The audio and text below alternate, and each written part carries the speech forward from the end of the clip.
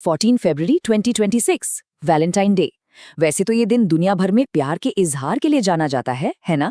लेकिन आज के इस एक्सप्लेनर में हम जिस संगीन ट्रू क्राइम केस की बात करने वाले हैं वो किसी रोमांटिक कहानी का हिस्सा नहीं बल्कि एक निहायती खौफनाक और दिल दहला देने वाली सच्चाई है। सोचने वाली बात है कि कैसे एक बिल्कुल नॉर्मल सा दिखने वाला एमबीए का छात्र अचानक एक ऐसी डार्क और ट्विस्टेड साइकोलॉजिकल थ्रिलर का विलन बन जाता है जिसकी कल्पना करना भी मुश्किल है। बाहर से सब कुछ एकदम शांत, एकदम नॉर्मल, लेकिन अंदर अंदर एक ऐसी मानसिक क्रूरता पनप रही थी जो किसी की भी रूह कंपा दे। तो चलिए सीधे चलते हैं इस केस की गहराई में और उधेड़ते हैं इस हैरत अंगेज सच की एक एक परत।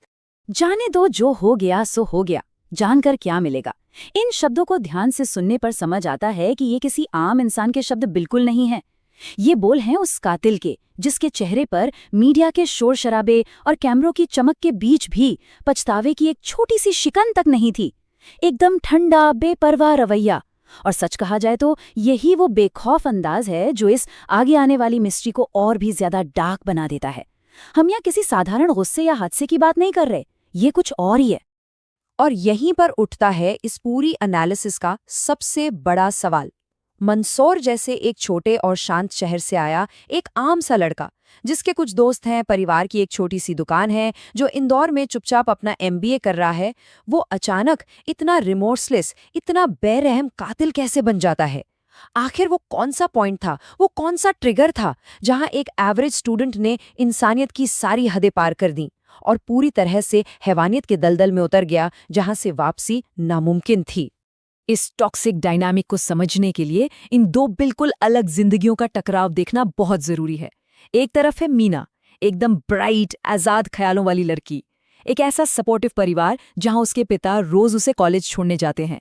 और दूसरी तरफ है उसका बॉयफ्रेंड पीयूष, जिसका प्यार असल में एक दम घोटू पजेसिवनेस था।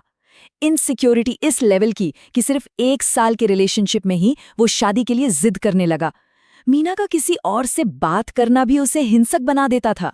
ये एक ऐसा जहरीला जाल था जो मीना के इर्द गिर्द पूरी तरह से कस चुका था। चलिए अब इसे थोड़ा क्रोनोलॉजिकली देखते हैं कि आखिर 10 फरवरी 2026 को हुआ क्या था। सुबह के वक्त मीना के पिता ने उसे कलेक्टर ऑफिस के बाहर छोड़ा था। फिर दोपहर को एक मैसेज आता है कि वो पीयूष के साथ किसी दोस्त की बर्थडे पार्टी में जा रही है और रात 11 बजे तक वापस आ जाएगी। लेकिन 11 बज गए, फिर आधी रात हो गई, मीना नहीं लौटी, फोन स्विच ऑफ और पीयूष का कोई सुराग नहीं। ये वो वक्त था जब परिवार की बेचैनी अपने चरम पर थी और मीना मानो हवा में कहीं गायब हो चुकी थी। 3 दिन की उस खौफनाक और बेचैन कर देने वाली खामोशी के बाद 13 फरवरी को आखिरकार पुलिस इंदौर के डाकपुर इलाके में पीयूष के बंद कमरे तक पहुंचती है। कमरे पे ताला लगा था और वहां से एक ऐसी तेज, नाकाबिले बर्दाश्त बदबू आ रही थी जिसने किसी भयंकर अनहोनी की गवाही दे दी थी। जैसे ही ताला टूटा, अंदर का मंजर किसी भयानक डरावने सपने से कम नहीं था। मीना का सड़ता हुआ शव, हाथ पैर रस्सियों से बंधे हुए और छाती पर चाकू का एक गहरा बड़ा घाव। ये एक ऐसी हार्ट ब्रेकिंग ट्रेजेडी थी जिसे देखकर किसी के भी होश उड़ जाएं। अब एक सवाल दिमाग में आता है कि आखिर मीना इस रिलेशनशिप में रुकी ही क्यों थी? तो मोटिव को अनफोल्ड करने पर जो घिनौना सच सामने आया वो था ब्लैकमेल। असल में पीयूष ने मीना को इस रिश्ते में एक तरह से हॉस्टेज बनाकर रखा था। वो लगातार धमकियां देता था कि अगर उसने बात नहीं मानी या शादी से इनकार किया तो वो उनके सबसे प्राइवेट और इंटीमेट मोमेंट्स के फोटोज और वीडियोज लीक कर देगा। ये प्यार बिल्कुल नहीं था, ये पूरी तरह से एक मेंटल टॉर्चर था जो मीना को अंदर ही अंदर खोखला कर रहा था। और इस पूरी घुटन का ब्रेकिंग पॉइंट आया 10 फरवरी की उस रात को। डेटिंग ऐप्स को लेकर बेबुनियाद शक और चीटिंग के झूठे आरोप, जिसके चलते एक बेहद हिंसक बहस शुरू हुई। जब मीना ने इस शक और पीयूष के हावी होने का कड़ा विरोध किया तो वो झगड़ा मर्डर में तब्दील हो गया। पीयूष की हैवानियत इस कदर जाग उठी कि उसने मीना के हाथ पैर कसकर बांध दिए, चीखें दबाने के लिए मुंह में कपड़ा और प्लास्टिक ठूस दिया और फिर उसी रस्सी से उसका गला घोटकर उसकी बेरहमी से जान ले ली। लेकिन रुकिए, इसके बाद जो हुआ वो तो और भी ज्यादा डिस्टर्बिंग है। मर्डर के तुरंत बाद जहां एक आम इंसान घबराकर भागने की कोशिश करता है, वहां ये कातिल क्राइम सीन पर ही रुका रहा। एकदम कैजुअली बाहर गया, बियर लेकर आया और अपनी उसी गर्लफ्रेंड के बेजान शरीर के ठीक बगल में बैठकर आराम से बियर पीने लगा। इसके बाद उसने वहां मृत शरीर के साथ कुछ ऐसी विकृत और घिनौनी हरकतें भी की जो साफ दिखाती हैं कि उसका साइकोलॉजिकल स्टेट पूरी तरह से टूट चुका था। इंसानियत का एक कतरा भी उसमें बाकी नहीं था।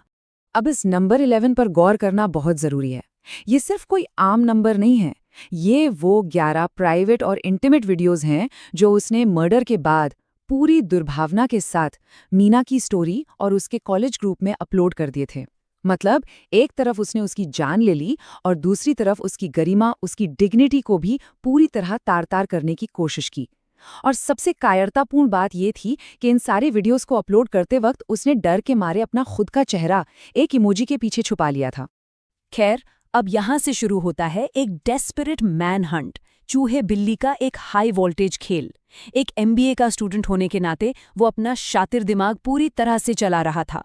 इंदौर से भागकर उसने लगातार अपने रास्ते बदले, महाराष्ट्र के अलग अलग होटलों में छिपा, ट्रैकिंग से बचने के लिए एक नया सिम कार्ड भी लिया। लेकिन उसकी ये सारी चालाकियां धरी की धरी रह गईं जब मुंबई की Zone 10 पुलिस ने उसे अंधेरी से धर दबोचा। और वो भी कब? ठीक 14 फरवरी यानी वैलेंटाइन डे के दिन।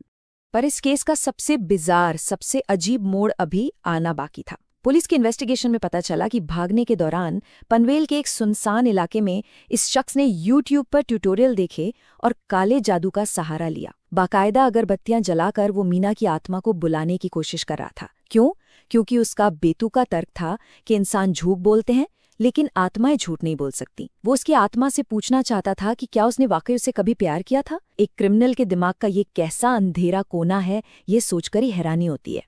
तो अब ये सोचना पड़ेगा कि आखिर ये सब ड्रामा था क्या? वो मीना का फोन अपने साथ क्यों ले गया था?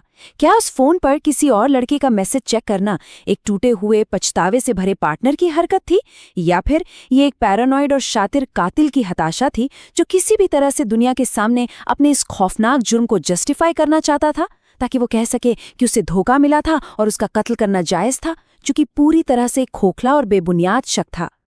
और फिर आता है 17 फरवरी का वो जारिंग कॉन्ट्रास्ट। इस दोहरेपन को समझना काफी हैरान करने वाला है।